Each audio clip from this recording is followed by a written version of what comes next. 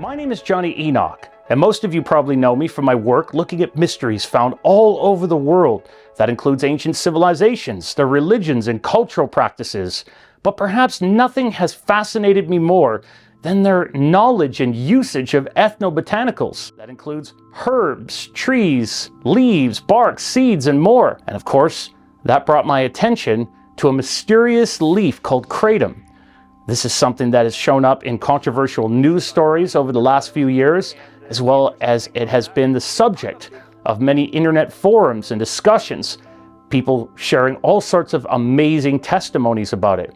So I thought we would explore this subject further and look at its history and the science behind it and where it comes from. When we look at the history and story of kratom, we have to go back in time, and we don't have to look much further than the 19th century. We get a very interesting story of a man named Peter Corthals, who was on an expedition on behalf of the Dutch East India Company. On his trips over to Thailand, mainly southern Thailand, he discovered that the workers there could work far harder using kratom leaf rather than those who consume marijuana. And this kratom leaf, as we discover, has all sorts of incredible traditional uses. In fact, we know that it is native to the Southeastern Asia areas. When we look over at Thailand, Indonesia, Myanmar, Burma, and Papua New Guinea, but also we find that it was grown in Africa and it exists there to this day. When we look at the backstory of how Peter Corthals and the Dutch East India Company discovered kratom, they themselves fell in love with it. They looked at its leaf and they said, this resembles a bishop's mitre. So they gave it the Latin genus name Mitragyna speciosa, or the precious mitre. This is that hat that we see on the Pope's head. And of course, they would carry it around with them and use it for different means on their ships. When we look further into the story behind kratom, we find that it became outlawed in Thailand during the Chinese Opium Wars. And if all of you might recall, when you look back at your history books, this is when the Chinese and the British had conflict and they had used opium to subdue their population. Of course, we know that kratom has traditionally been used to treat a number of ailments, and one of those things has been those dependent on opiates. And this is because kratom elicits a response from the mu-opioid and delta receptor. However, it is much gentler than a traditional opiate, so it was very effective of bringing people off of an opiate addiction or dependency. For those reasons, it was outlawed in Thailand. When we move forward in its history, we know for a very long time that kratom has been used as a friendship drink in the Malay Peninsula. We also find its uses go right across the board in traditional medicine purposes. But today, it is sold and consumed in a number of ways. First of all, if we look on the internet, we'll find that you can order it in a crushed leaf format.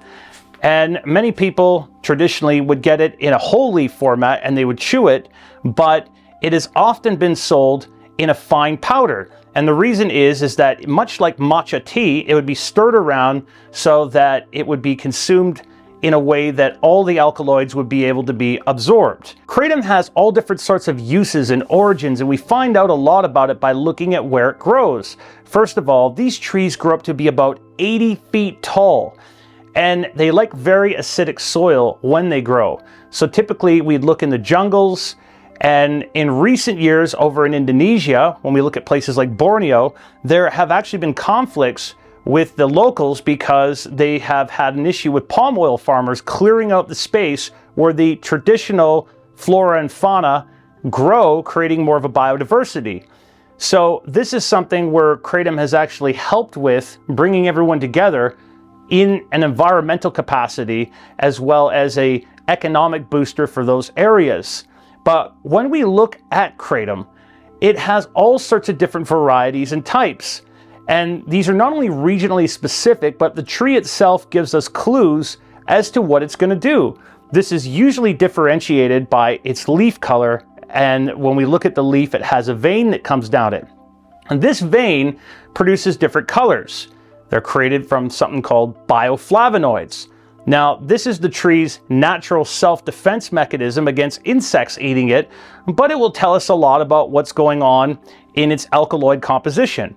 So for example, we know that a red vein tree is going to contain more of the alkaloid known as mitragyna.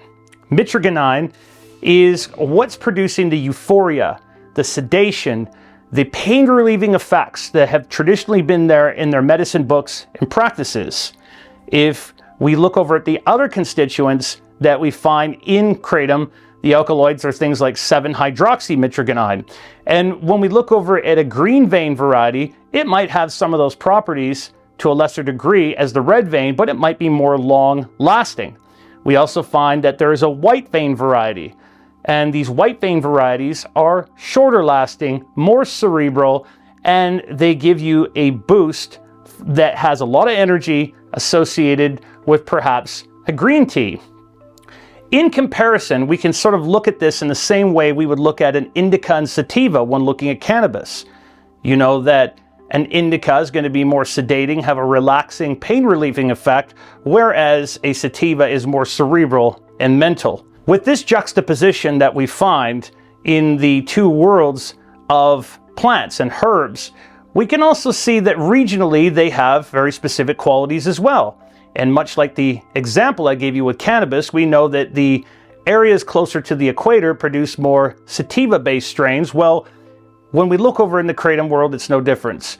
We find that there is a big difference in the varieties that we've seen over the years that come out of Borneo or Sumatra, as well as the Malay Peninsula, and even in southern Thailand. In fact, there's different names for varieties on the internet that have been marketed for different reasons. One of those has been something known as Mang Da. This is a very popular variety. Now, Mang Da we get from a word known as M. parvifolia, and we'd sometimes call that lobster tail or horned leaf. And it's been my experience in the research I've done into kratom that although this variety is supposed to come out of southern Thailand, there is no great amount of this leaf, which is a genetic anomaly or a deformation on the tree to produce this much of a product that you could buy. I should say that in my research, I found that most vendors have their own particular Mang Da that might contain some horned leaf, but in a analysis that has been done of the alkaloids remain rather consistent on the same tree of leaves that have the horned leaf versus the leaves that do not have the horned leaf. In this sort of marketing though, what usually tends to happen to make Mang Da unique is there is a red vein and a green vein variety combined from two separate types of trees to give it a unique property. Now, when we look at these properties from certain vendors, they might market their kratom differently. One of these other examples we can give you with this is the Bali variety of kratom, which has always been very popular. This came about in the early 90s from Balinese traders. In particular, there was a big movement for people coming into that area, not only vacationing and wanting to buy kratom or trade it and sell it. And when it started to be a booming business, they brought it into that area and they said that it was grown there and it became a very popular variety of kratom in the early 2000s on the internet and still is. However, it should be noted that there is no kratom that actually grows in Bali, which is rather fascinating that it became an internet sensation. Over the years, we've heard so many positive testimonials from people who say that kratom saved their lives. On the contrary, we've also seen those negative news stories about it from what appears to be a negative PR campaign against anything natural. We've also heard from people on the internet who didn't quite know what they were doing, and this is due to an information embargo that has been placed on the vendors who try to sell these sorts of herbs. When we look at kratom, most people will tell you that less is more. And one of the biggest mistakes out there is when people try to take too much all at once and they end up just getting nauseous. And this is sort of an incredible self-governing mechanism built into the kratom itself. How much a person might use is dependent on their background and what they're using it for to cope with. Now, traditionally, we've seen in the Cambodian medicine books and other texts and sources It's been used for relaxation, pain management, sleep, anxiety. It's an anxiolytic. It's also been used to manage high blood pressure, high blood sugar, and it has been used for antiparasitic and antifungal qualities, and a number of incredible uses that go outside of that, including for topicals and even cleansing surfaces. But it also has a usage that goes back to religious times, which we will discuss further in this video. One of the common mistakes people make with herbs like kratom is they get SSS, or same strain syndrome. This is when you take the same strain all the time and you get acclimated to it. So one thing that can be done is mixing varieties up in blends, and it throws off the receptors so that they never quite get used to the same variety all the time, thus eliminating the need to take more. Another thing when we look at kratom is how the products are produced and how they're used. So what most don't know is that when kratom leaves are harvested from the top of these very tall trees, it makes a difference if the tree is older and more mature versus a younger tree. The older and more mature leaves are going to be stronger and they're going to have a richer alkaloid profile. But when they're harvested, they have the stem and the vein removed, typically from the leaf itself. And one of the interesting things about this is that in the stem and vein, which you're still getting a bit of that in your leaf product, it contains something known as 9-hydroxycornithide. 9-hydroxycornithide and cornithide, when we look over at it, have a sort of reset mechanism to them with the downregulation of receptors. Over the years, we've seen people on the internet in various forums try to make their kratom stronger by adding various potentiators to that. That could be the likes of turmeric or pink grapefruit juice. And why this works is rather fascinating, and from an anthropological or ethnopharmacological purpose, we can look at this as proving the traditional uses of kratom in those areas. The people that live in these areas of Southeastern Asia, when we examine them closer from a biological level in their cytochrome P450 liver enzymes, mainly CYP2D6 in their enzymes, we know they have an increased number of them, so they have been breaking it down in their systems for a very long time. In recent years, there have been many changes to kratom's sale and purchasing availability, which has changed country by country and state by state. This is not only due to the vast amounts of misinformation that have been available on the internet, however, it has been greatly addressed by advocates and those who have shared their personal testimonies in front of senators and Congress even. When we look at how kratom has been marketed and how people become aware of it, I'm greatly reminded of coffee. When coffee was first introduced, we were told that it was associated with the bohemian types. All-night dance parties and loose women is what they'd said traditionally. But of course, that is why we got tea time in England. Later on, it was seen to be quite a beneficial thing as it helped people work harder and be more focused. So now it's the staple of every workplace, and we see it on every street corner. This typically tends to happen with most substances out there, as nowadays we refer to coffee by all sorts of slang: a cup of joe, java, a frappuccino, cappuccino. When we look at the word kratom though, we get all sorts of clues to where it comes from, and we're going to explore that next. Every year I take trips to Egypt to explore its ancient past, its history, and their knowledge of the use of plants and herbs. Trees such as the papyrus, where we get the word paper from, or their use of blue lotus and aloe vera. But I was quite amazed that they also had a knowledge of kratom.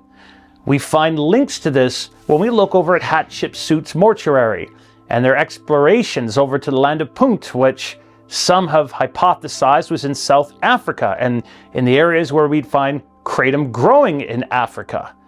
We also see that there were recipes for what is known as this wine of Hathor. Hathor was a goddess, and this was very sacred to them in its mixtures and concoctions that they would use in the temples.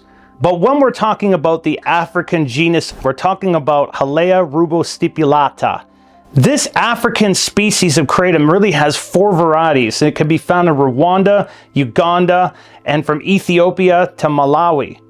But unlike the Southeastern Asian varieties that grow in the rainforest, these varieties prefer swamp-like forests, just like the ones along Lake Victoria. No doubt this was used for healing in a number of different variety of uses. When we look at the ancient legends about kratom, we know that it has always been considered a holy tree. We find that in stories such as monks and people that would touch the sides of its bark and turn to stone. But of course, there's none other of these stories that's more fascinating than the ones we find in ancient India from the Rig Veda. This is of course where we get the name kratom, which is probably derived from the derivatives such as kratom, and when we go back we find kadamba. And of course, in the Vedantic writings of ancient India, we're told that Krishna would dance and be merry underneath the kadamba tree. According to Dr. Stephan of the Botany Department of the American College, the kadamba tree mentioned in the Vedantic writings of India is actually one in the same as the kratom tree. And in ancient India, we find that when Krishna was standing by the kadamba tree, he did so next to the Yamuna River. Even the Indian astronomer Aryabhata imagined the flowers of the kratom tree to be like these stars, pulling us in through the force of gravity towards them. This tree has captivated many cultures, traditions, religious practices, medicinal and otherwise, for centuries. Over the last few years, you've noticed that many kratom vendors now sell their product as a bulk botanical with no claims or directions. And this is due to a controversial point, is that while it can be sold as a bulk botanical, it can violate the way that herbs are authorized for sale. And we might ask ourselves, why do we have such an embargo on what's available to us to this day? Could it be that kratom impedes the ability for larger interests to turn over a profit if this simple herb that's taken as a tea or as a topical gets in the way? Kratom is a herb that has helped countless people. And as you've heard today, it has a history that goes back for thousands of years. It has a medicinal and religious tradition with it that we can document in ancient civilizations, not only from the Egyptians, but also over to ancient India and the Vedantic writings, which are the oldest writings on earth. When we examine the bigger picture, we see that this could be one of the most valuable trees in nature. We should do everything we can to protect it. These educational efforts that we find on the internet, but on films like this, are just the beginning, because the next step must begin with all of you.